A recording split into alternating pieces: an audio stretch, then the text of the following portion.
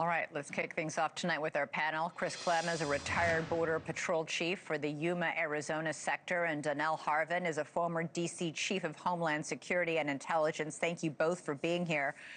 Donnell, let's talk about this new video of Alex Preddy, a scuffle with ICE or Border Patrol agents 11 days before 2 Border Patrol agents shot him 10 times. A lot of people are making a big deal out of the video. Tom Homan, to his credit, refused to weigh in. How is this video relevant to his death 11 days later, or is it? Well, I'm glad that Tom Homan refused to weigh in. We've seen officials jump to conclusions on both sides too quickly. I don't know if this is relevant, but it does give some context. It shows for the public who doesn't understand law enforcement that law enforcement has the ability to use discretion. In this particular case, these agents had full authority and full right to arrest him for destruction of property, for impeding a federal investigation, but they didn't for whatever reason. And so it shows that you can actually survive an encounter while you're armed, because the video, if you slowed it down, he has the same, well, potentially the same Right. firearm. He has a You firearm. see the gun in his waist. Correct. And nothing happened. It also actually refutes DHS's claim early on in the White House that this was some domestic terrorist that was armed on mass destruction. He had plenty of opportunity to pull that firearm and start shooting when he was clearly violent in this video, and he didn't. What I think is that he actually got roughed up a little bit, learned his lesson, and then when he came out 11 days later, he was fully defensive. He was not violent from what we see, at least from the video. He stood back, kept on backing up because he probably didn't want any of that heat, as they say in the street, that he got a few days earlier. Clem, why didn't agents arrest him? They instead tackle him. Preddy told friends later that one of them, he broke one of his ribs by being tackled. Why didn't they arrest him that day for kicking in the taillight or even spitting at them, which is a 5th-degree simple assault under Minnesota law? Yeah, good evening to you, Elizabeth, and to our panel guest. You know, again, every situation is different. We don't know what the priority call was that they may have been on at that time. I wish they would have arrested him. They were fully in the right to arrest him, handcuff him. I know we weren't having cooperation, still don't have the cooperation necessarily from the Minneapolis police. So I don't know what they could have done other than take him into custody and wait. But there could have been another urgent call they were going to. There's just too many things we don't know. But you're absolutely right, and so is the doc there. We had everything there that would have justified an arrest, and I wish they would have done it. May have changed things a week later.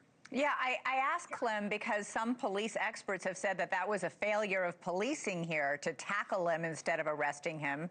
And it doesn't appear that the agents see that gun that is tucked inside his waistband. Again, I see this video just like y'all are seeing it. We should have done something. The agent should have done something right then and there.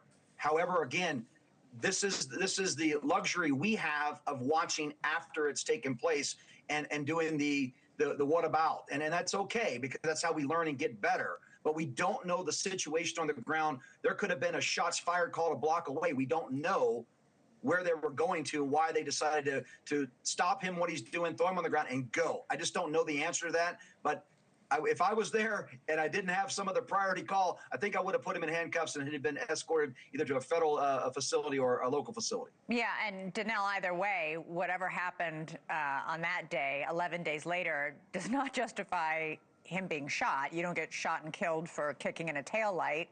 And his behavior 11 days later, as we can see from the cell phone videos, was much less aggressive and antagonistic.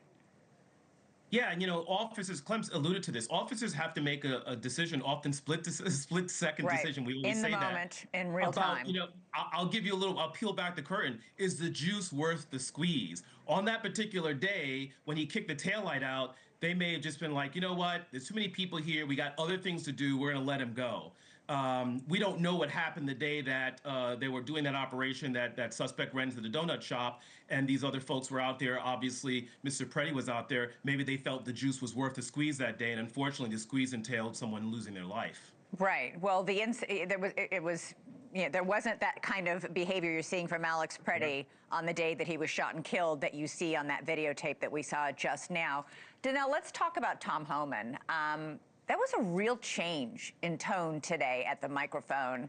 He was not the same as the swaggering Greg Bovino who used to speak until he was ousted. Homan said there would be internal changes about how ICE agents behave on the streets, about how they round up illegal immigrants. Do you think we're going to see them tackling people the way we saw agents tackle Alex Preddy? Do you think we're going to see a dial back in the aggressive tactics that have so upset so many? Listen, even if we don't, today was a huge step in the right direction. I'm not a huge Tom Homan fan, but he's the right man at the right time on the right place. And this is exactly what this country and that state and that city needed. Someone to kind of pull this thing back down a little bit. You don't have to be apologetic to be empathetic, right? And just the tone of his voice, you can almost barely hear him speak at times. Right. It's a complete juxtaposition of what we've been facing with these other DHS officials, particularly you mentioned the one that was sent back. And so I think that this is a reset at the very highest level from President Trump. President Trump, if you know anything about him, whether you like him or not, he is results driven. And I go back to what I just said.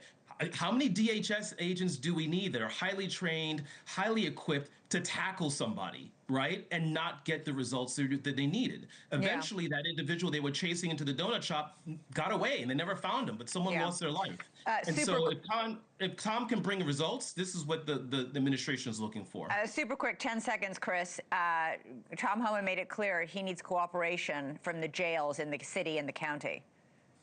Well, I'm going to say first, I'm a huge Tom Homan fan, known him for many, many years. He's a friend of mine. But I will say this, all the things that we're looking for and what everybody's asking for begins with cooperation. That was the deal. We need to be able to do the administrative criminal alien programs with the city jails and the county jails. Get that cooperation. You'll see that drawdown play out. Enforcement will happen. It just won't be like we're used to or have been used to seeing. Things will be better and safer. All right, Donnell Harvin, Chris Clem, thank you both so much. Really appreciate your expertise.